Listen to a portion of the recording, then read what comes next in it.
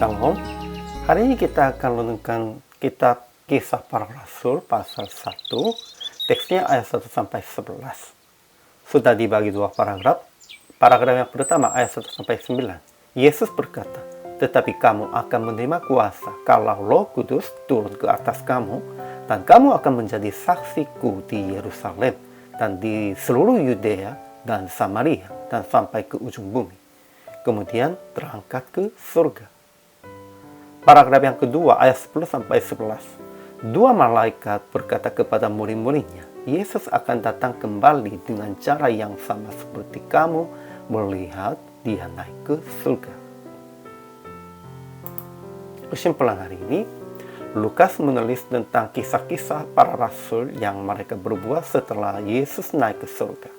Sampai waktu Yesus naik ke surga, murid-muridnya masih bertanya tentang masa yang memulihkan kerajaan Israel secara politiknya. Namun Yesus langsung menjawab, "Engkau tidak perlu mengetahui masa dan waktu yang ditetapkan Bapa sendiri menurut kuasanya." Dan Yesus perintahkan demikian, "Kamu akan menjadi saksiku."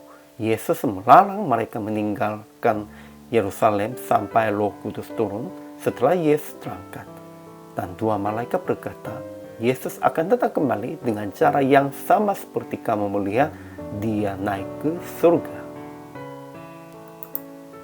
Ajaran tentang Allahnya. Pertama, Yesus melarang murid-muridnya meninggalkan Yerusalem dan janjinya Yohanes membaptis dengan air, tetapi tidak lama lagi kamu akan dibaptis dengan Roh Kudus.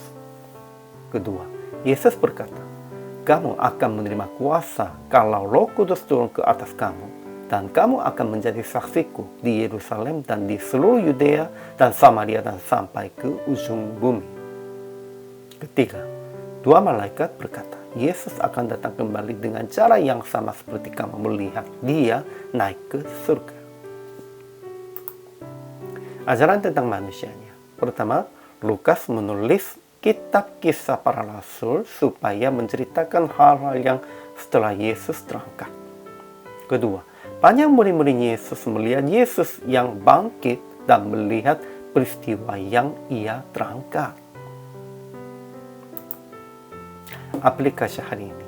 Pertama, jangan melihat hanya surga, melainkan menjadi saksi di dunia ini sampai ujung bumi.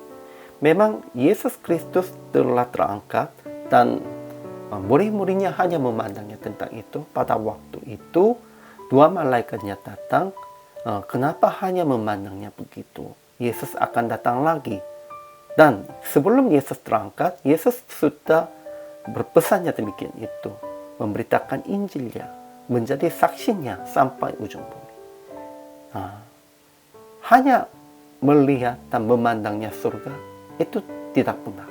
Kita harus menjadi saksi untuk di buminya, di dunianya. Kedua, menanti-nantikan akan datang kembali Yesus. Pasti Yesus akan datang.